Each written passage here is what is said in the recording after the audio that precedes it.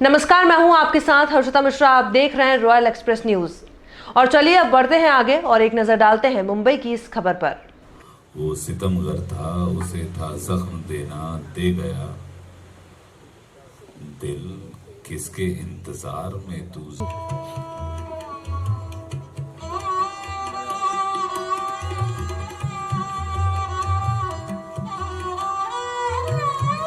दो के लिए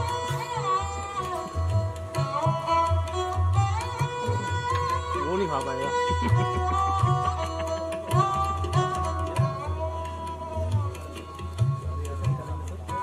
अरे आया वो thank you so much everyone. मौज आया। थैंक यू खान साहब, थैंक यू लोकेश जी। आपके लिए कि हर लम्हे में आपका मुस्कुराना जरूरी है कायनात के लिए। हर लम्हे में आपका मुस्कुराना जरूरी है कायनात के लिए। आप नहीं मुस्कुराते तो दिन नहीं ढलता, शाम नहीं होती, चांद नहीं आता, दिल नहीं लगता।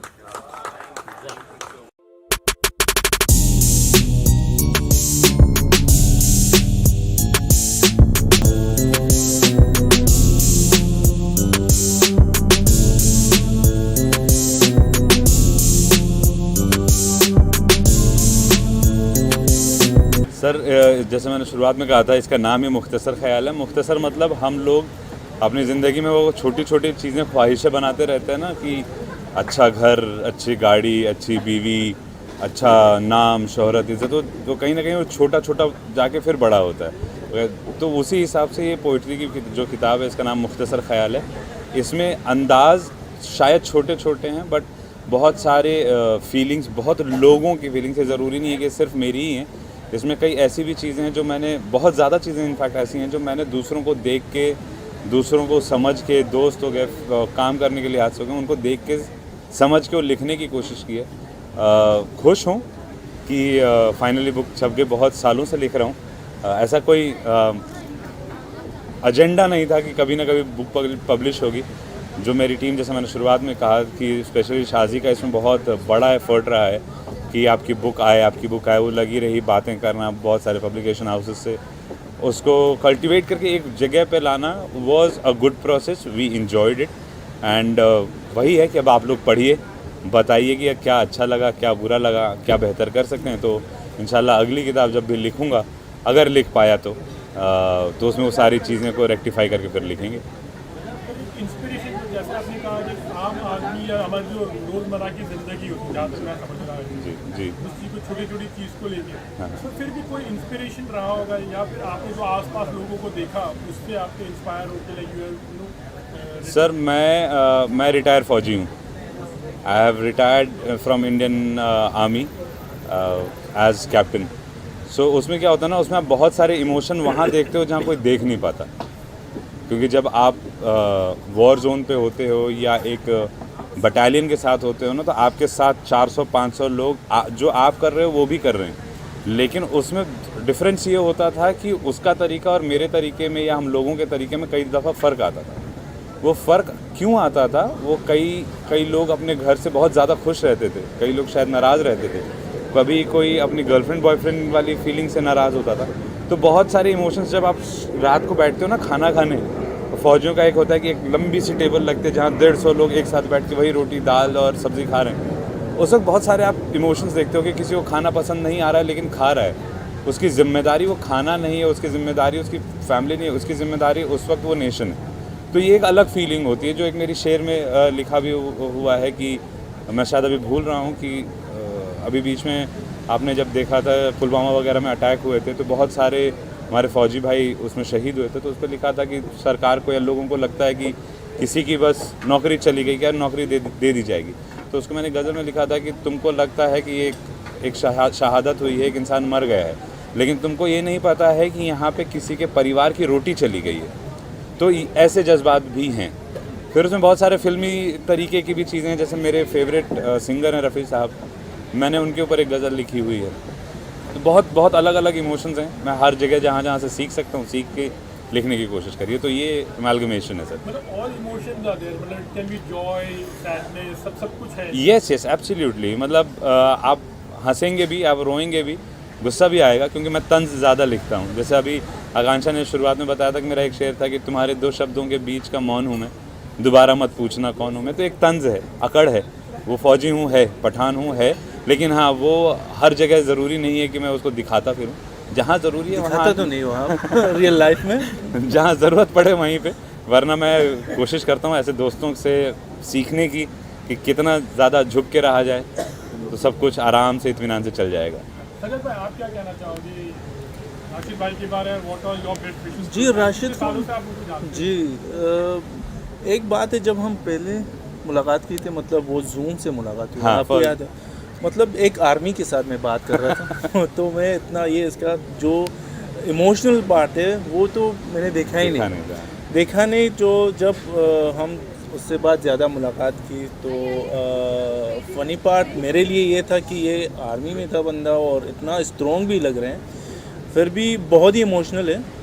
और एक चीज़ जो हम देख सकते जब आपके ऑफिस में आते हैं, देखते हैं हम कि कितने लोग को आप हेल्प कर रहे हो, कोशिश राशिद सर, ये कहना चाहूँगा बहुत कोशिश कर रहे हो, मतलब इसीलिए टैलेंटेड होते हैं, लेकिन एक करेक्ट प्लेटफॉर्म मिलना या कितना कमर्शियल है ये मीडियम आपकी समस्या आपकी? भाई देखो, मेरे बाएं साइड में जो बैठा है ना, वो एक बहुत कमर्शियली सक्सेसफुल एक्टर है। तो आप उससे अंदाज़ा लगा सकते हो कि एक कमर्शियली सक्सेसफुल एक्टर जिसकी वो छाप इस इंडस्ट्री में बहुत बहुत स्ट्रांग है, अगर वो इंसान पोइट्री सुनने आया है तो कुछ ना कुछ तो होगा। और आप हर चीज़ को कमर्शियली नहीं आंक सकते। एग्जाम्पल के तौर पे बहुत बड़े शायर गुजरे हैं, जॉन एलियट साहब, वो कमर्शियली कभी सक्सेसफुल हुए ही नहीं। कोई भी शायर इनफैक्ट आज तक कमर्शियली सक्सेसफुल नहीं हुआ है, वो चाहे गालिब थे, चाहे मीर साहब थे, चाहे आप जॉन एलिया कह लीजिए। वो अपना, उनका वो फ़न था, वो लिखते थे, उनको कहना था, वो कह गए। उनके जाने के 50-100 साल बाद एक बहुत अच्छे रैपर हैं और राइटर हैं, रफ्तार, उन्होंने जॉन एलिया साहब के बारे में जब फिल्म बन रही थी तो पहले लिखा, उसमें एक लाइन थी कि मैंने तुमको सुना है, नहीं मंटो साहब के बारे में इनफैक्ट लिखा था कि मैंने बरसों सुना है तुमको मंटो, मैं तो बनना चाहूँ तुम सा। तब वो एक अलग दायरा है। तो ये कमर्शियली तो कहीं भी नहीं जाती भाई, एक कमर्शियली शायर नहीं होते। ये भी कहना चाहूँगा जैसे जावेद अख्तर साहब हैं, बॉलीवुड से जुड़ा होना वो कितना मायने रखता है, क्योंकि सर भी एक्टर हैं, और इंडस्ट्री के नाम आना, इंडस्ट्री से जुड़ना वो कितना ज़रूरी होता है अगर पहचान ही बनानी हो, अगर पैसे की बात ना की जाए तो? सर देखिए, ना तो ये कमर्शियल एक्टर है मेरे लिए, ये मेरा दोस्त है। अगर मैं एक्टर को बुलाता तो शायद एटलीस्ट 30 तारीख को तो वो नहीं आता। आई एम 100% श्योर, बिकॉज मैं इस फ्रेटर्निटी में हूँ, वो 30 तारीख को नहीं आता अगर वो एक्टर होता तो। आई एम श्योर वो अपने क्राफ्ट के लिए बहुत अमेजिंग है, लेकिन वो यहाँ पे जिस वजह से है वो दोस्त की वजह से। और जिनका रेफरेंस सर आपने दिया है ना, वो पहले शायर, वो इतने बड़े शायर के बेटे हैं जावेद साहब, फिर उन्होंने कई बरसों तक पहले फिल्में लिखी, फिर वो गाने में। अगर आप सोचो कि अगर वही चीज़ होता तो सलीम साहब भी शायद गाने लिख देते, उन्होंने नहीं चूज़ किया। तो शायरी शौक़ है, शायरी बिजनेस या प्रोफेशन नहीं हो सकता सर। लास्टली ये जानूँगी कि आम लोगों की ज़िंदगी में कितना डिफरेंस लाता है, जैसे आप अपने ख्यालात को व्यक्त करते हैं किताब के माध्यम से या ऐसे, तो कितना ज़्यादा डिफरेंस ला सकता है एक आम आदमी की ज़िंदगी में? ठीक है सर, ये तो देखिए वो इंसान पे डिपेंड करता है कि कौन सी चीज़ इंसान को कब भा जाए, वो फ़र्क नहीं पड़ता और बहुत ज़्यादा इम्पॉर्टेंट नहीं होता। इम्पॉर्टेंट ये होता है कि मैं भले इम्प्लीमेंट करूं या ना करूं उस शायरी को, उस शेर को, उस गज़ल को, क्या मैं उस फीलिंग को समझ पा रहा हूं। वो जो इंसान फीलिंग समझ लेगा ना, मेरे हिसाब से वही वो क्रक्स जिसको कहते हैं ना, एक उसका किसी चीज़ की अगर व्याख्या करनी हो तो उसका सारांश पढ़ लीजिए। तो सारांश अगर इंसान को समझ में आ जाए पोइट्री का, वही इनफ है सर। उससे ज़्यादा वो कितना अपनी लाइफ में इम्प्लीमेंट करे ना करे। आपकी गज़लें भी यहाँ गाई गई, जी सर। उस बारे में बताइए। सर मेरी गज़ल तो मुझे पता नहीं था कि मैं गज़ल लिखता हूँ, वो तो शाजी की मेहरबानी है कि शाजी ने उसको कंपोज़ किया, उसको गाया। मुझे नहीं लगता था कि मैं लिख पाता हूँ ढंग का। वो मैं बहुत ओपनली और बहुत ओपन फोरम में कह रहा हूँ, शाजी की बदौलत मुझे समझ में आया कि वो गज़ल है। मैं अपनी फीलिंग लिखता हूँ। जैसे मैंने शुरुआत में कहा था, मुनव्वर राना साहब का एक शेर है कि ना मैं चोटी बनाता हूँ ना कंघी बनाता हूँ, मैं आप बीती को जगबीती बनाता हूँ। तो मैंने वो जगबीती लिखी थी, उसने उसको गज़ल में ढाल दिया, उसने एक कॉम्पोजिशन बना दी उसकी। तो वो तो उसकी काबिलियत, मेरी कुछ नहीं है सर। रशिद भाई, आगे आने वाले दिनों में मतलब कुछ ऐसे गाने, गजल या गाने लिखोगे आप जो? भाई मैं लिखूंगा, बाकी का काम शाजी को मालूम है कि वो गज़ल बनेंगे कि गाने बनेंगे या स्क्रैप होंगे। वो मेरी जिम्मेदारी है सिर्फ लिखना। मैं लिख देता हूँ शायद टूटा फूटा, फिर शाजी उसको तराशती है, उसको मीटर पे बैठाती है, उसकी कॉम्पोजिशन बनाती है, क्योंकि वो आसान काम नहीं है। मुझे अपने गज़ल को, अपने शेर को काफ़िए में तो ले आता हूँ, लेकिन उसको प्रॉपर मीटर में लाने का बहुत डिफिकल्ट काम है, मेरे बस की नहीं। तो मुझे पता ही नहीं है कि कौन सा गाना गज़ल बनेगा। शाजी से पूछें, शाजी प्लान क्या है अगले हफ्ते की? नहीं पता, शाजी को भी नहीं पता। कम कम अरे आजा। अभी जवाब तो आपके पास है ना जो बोलना है आप वही प्लान किया है। दोगे तो फिर वही हो जाएगी कौन होगा। या ma'am, what have you to say about Rashid भाई, जो इनकी किताब अभी यहाँ पर जो है एंड आपका जिक्र कर रहे हैं कि आप नॉर्मली आप तराशते हो उस चीज़ को, तो समथिंग अबाउट राशिद। सर, तराशने की जहाँ तक बात है तो वो करने की ज़रूरत नहीं। आपने सुना ही, सबने सुना कि किस तरीके का वो लिखते हैं, तो उसमें कुछ भी हेर फेर करने की कोई कहीं से कहीं तक कुछ ज़रूरत नहीं होती है।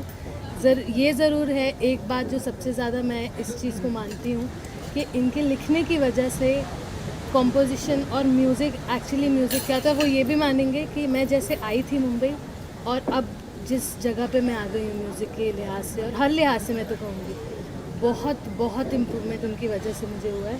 कुछ उनसे सीख गई हूँ और उनको वो चीज़ें पसंद हैं, इसलिए वो इतनी तारीफ़ कर रहे हैं। वरना मैं जितनी भी, अगर मैं एक कॉम्पोजिशन बना रही हूँ, अगर मैं उनकी कंपनी में जब से काम कर रही हूँ, मैं कोई गाना भी अगर किसी की कॉम्पोजिशन गा भी रही हूँ, तो जितना भी इम्प्रूवमेंट मुझ में आया है और हर दिन वो चीज़ मुझे रियलाइज़ होती है। Her end of the day मैं एक चीज़ हमेशा रियलाइज़ करती हूँ कि I am very very very much thankful कि मुझे ऐसा इंसान मिला लाइफ में कि इतनी अच्छी इंस्पिरेशन बन सके कि मेरी कुछ चीज़ें उनको पसंद आ रही हैं। मेरी बहुत बड़ी खुशनसीबी है।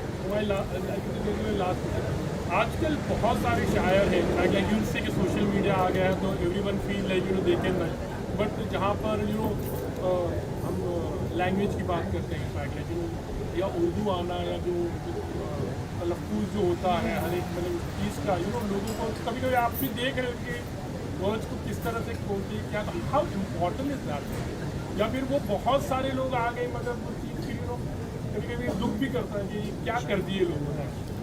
सर, मेरा तो सबसे बड़ा ऑब्लिगेशन ही मेरे लिए सोशल मीडिया है। तो किसी एक बहुत बड़े शायर ने एक दफ़े कहा था कि अगर लोग तुमसे बहुत ज़्यादा चिपकने लगें या बहुत ज़्यादा लोग तुम्हारे पास आने लगें, इसका मतलब ये नहीं है कि आप बहुत अच्छे हो, इसका मतलब ये है कि आप बहुत ज़्यादा सस्ते हो कि हर कोई अफोर्ड कर रहा है। तो वही हाल सोशल मीडिया की वजह से है कि हर कोई उस पर है। मैं भी हूँ, मैं अपने आप को भी उसमें काउंट कर रहा हूँ, बट आप उसको किस लिहाज से कंज्यूम कर रहे हैं, वो कंजम्पशन आपकी क्या है, वो उसके ऊपर डिपेंड करती है। और सर, जहाँ तक बात तलफ़्फ़ुज़ की, मेरी खुद की ठीक हो जाए, मैं दूसरों को कहूँ मेरी खुद की ठीक नहीं है, मैं तो सीख रहा हूँ अभी।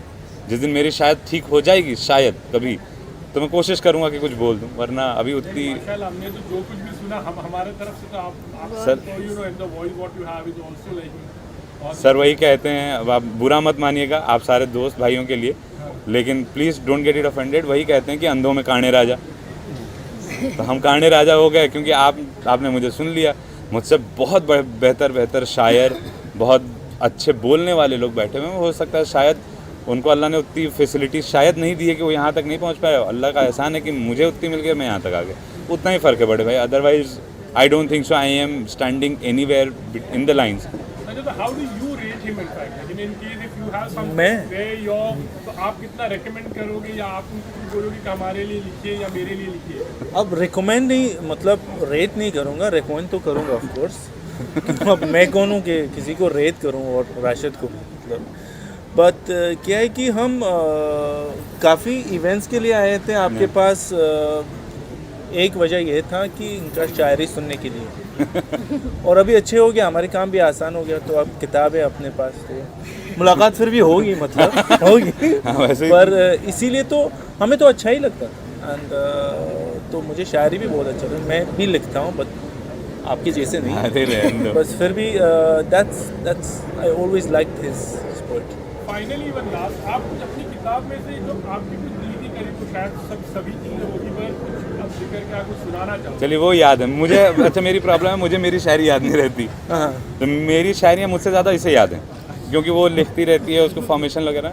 तो मेरा एक बहुत फेवरेट है मेरा पर्सनली, दोस्त सुनाता हूँ। दूसरी वाली आप कहीं चेप सकते हैं क्योंकि लोगों ने पहले चेपा हुआ है। तो पहली वाली शेर है कि समुंदर जब भी किसी की कहानी कहे है, नए मौसमों की ज़ुबानी कहे है। समंदर जब भी कहानी कहे है, नए मौसमों की कहानी कहे है। आ चल तुझे ज़रा सा मीठा बना दूँ, आ चल तुझे ज़रा सा मीठा बना दूँ, समंदर से दरिया का पानी कहे है। और दूसरा वाला कौन सा था? हाँ, दूसरा वाला ये था, ये बहुत टाइम बाद लिखा था कि एक ज़माना पड़ता। हाँ, कि तेरे घर से दूर नहीं मेरा घर, तेरे घर से दूर नहीं मेरा घर, बस रास्ते में एक ज़माना पड़ता है। Thank you sir, thank you so much, thank you sir.